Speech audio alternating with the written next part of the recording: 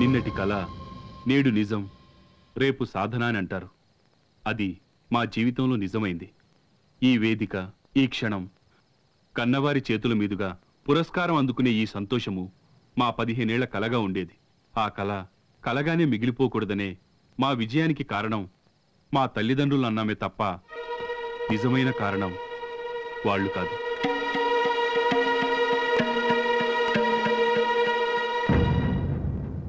నిజం చెప్పాలంటే వారంతా మమ్మల్ని భారంగానే భావించారు.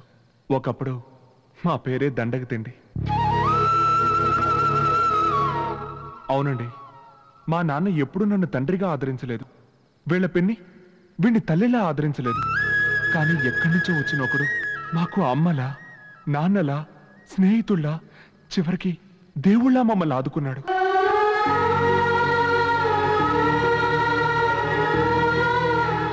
న్యాయంగా ఈరోజు ఈ స్టేజ్ మీద నిలబడాల్సిన వ్యక్తి అతనే.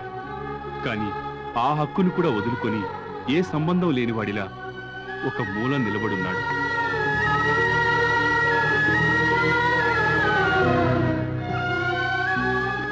ప్రతి ఒక్కరికి లైఫ్లో ఫ్రెండ్స్ వస్తూ ఉంటారు, పోతూ ఉంటారు. కానీ మాకు లైఫే ఓ ఫ్రెండ్ వల్ల వచ్చింది. మేం పెట్టిన ఒక్క పూట తిండి కోసం ఎంగిలి ప్లేట్లు కడిగి మమ్మల్ని ఈ స్థాయికి తీసుకొచ్చాడు.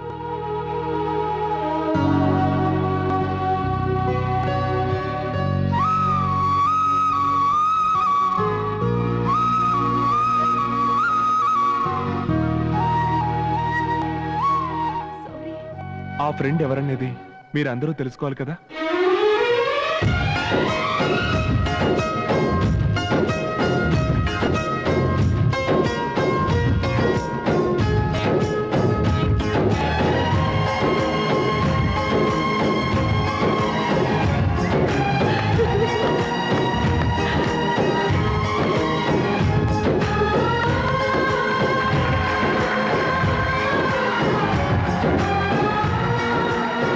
ఇతనే మా ఫ్రెండ్ గణేష్.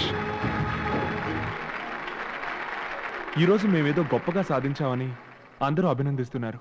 లేదండి, మాకు దొరికిన ఇలాంటి ఒక స్నేహితుడు మీకు దొరికితే మీరు కూడా సాధించగలరు.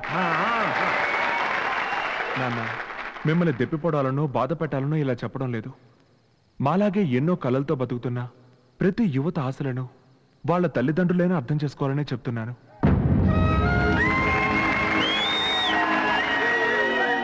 మీ కొడుకు సాధిస్తాడనే నమ్మకం మీకే లేనప్పుడు పరాయి వాళ్ళు ఎలా నమ్ముతారు నాన్న? ప్రతి తల్లి తండ్రి వాళ్ళ పిల్లలతో మేము అలా కావాలనుకున్నాం, కాలేకపోయాం, నువ్వైనా అలా కావాలరా అని చెప్తున్నారే తప్ప అసలు నువ్వేం కావాలనుకుంటున్నావురా అని చెప్పి ఎవరైనా అడుగుతున్నారా? మీరు అనుకోవచ్చు, ఈ రోజు వీళ్ళు గెలిచారు, ఆ సంతోషంలో అహంకారంతో మాట్లాడుతున్నారని. అహంకారంతో కాదు పిన్ని, ఆవేదంతో మాట్లాడుతున్నాం. నిజంగా మేము సంతోషంగా లేం పిన్ని. ఊరి నుంచి వచ్చి ఎంతో ప్రేమతో నేను చెల్లెల్ని ఎత్తుకున్నాను. అప్పుడు మీరేమన్నారు? అది వయసుకొచ్చింది, కిందికి దించరా అన్నారు. తోడబుట్టిన చెల్లెైనా దగ్గరికి తీసుకుని మాట్లాడే అవకాశం కొంత వయసు వరకే. ఆ రోజులు మళ్ళీ వస్తాయా? మేం కోల్పోయిన ఆనందం మళ్ళీ తిరిగి వస్తుందా పిన్ని?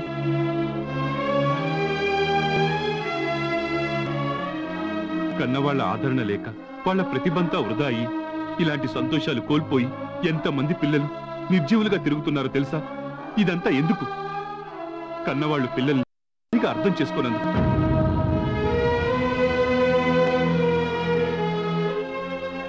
ఏదో మాకు ఒక మంచి మిత్రుడు దొరికాడు కాబట్టే మేము పైకొచ్చాం.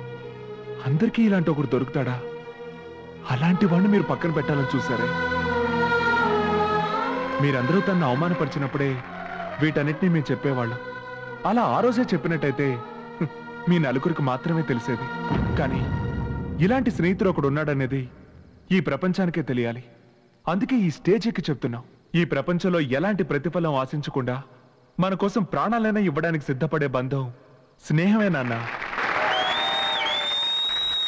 ప్రేమ కోసం కృతజ్ఞతనే మర్చిపోయే ఈ కాలంలో కృతజ్ఞత కోసం ప్రేమనే వద్దనుకున్నాడే, ఆ త్యాగానికి ఎన్ని కోట్లు కుమ్మరించినా సరికాదు.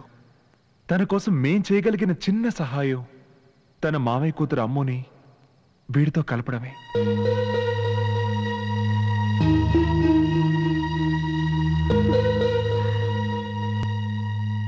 అంజలి అంతా చెప్పింది. ఆ అమ్మాయి ఎలా ఉంటుందనేది తనకి మాత్రమే కాదు, మాకు కూడా తెలీదు. మా దగ్గరున్న ఒకే ఒక్క ఆధారం ఆ అమ్మాయి చిన్ననాటి ఫోటో మాత్రమే.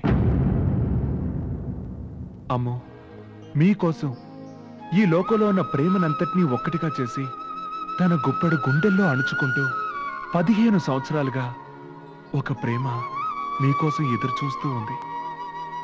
తన హృదయంలో మీరు ఏ రూపంలో ఉన్నారో చూడండి.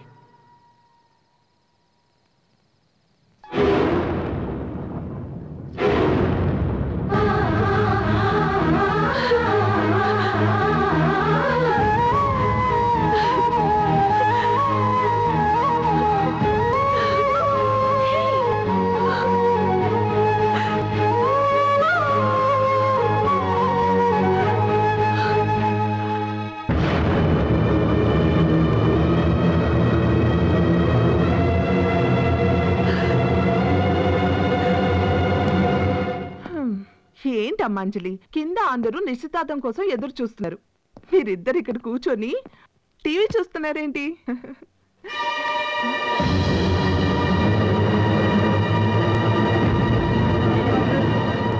ఆ రోజు వీడు పేదవాడన్న ఒకే ఒక్క కారణంతో వీళ్ళ మామయ్య వీడితో ఎలాంటి బంధుత్వం లేదని చెప్పి వదిలేశారు. ఇప్పుడు చెప్తున్నాం, మీరు ఎక్కడున్నా వినండి.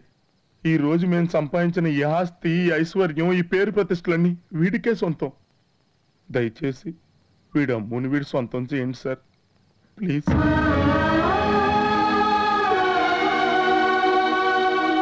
మాకు జీవితాన్ని ఇచ్చిన ఫ్రెండ్ మాకు దేవుడైతే వాడికి జీవితాన్ని ఇవ్వబోయే మీరు కూడా మాకు దేవుడు లాంటి వారే. దయచేసి ఎక్కడున్నా వచ్చేయండి సార్.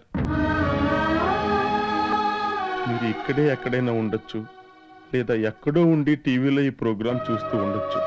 ఎక్కడున్నా సరే దయచేసి వచ్చేయండి సార్. మా గణేష్ ప్రేమని గెలిపించండి సార్, ప్లీజ్. రే, ప్రపంచంలో ఏ మూలనున్నా నీ అమ్ముని వెతికి పట్టుకొని తీసుకొచ్చే శక్తి నీ ఒక్కడికే ఉందిరా. పిలవరా, నీ అమ్ముని పిలవరా, పిలవరా, రే పిలువురా.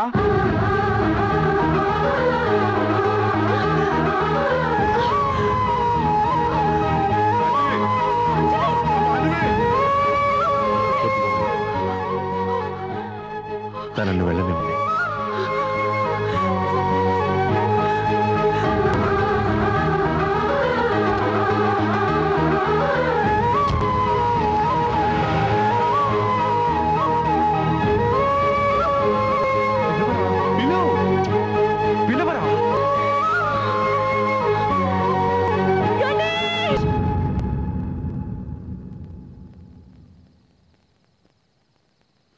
నీ అమ్ముని వచ్చేసాను గణేష్, వచ్చేసాను.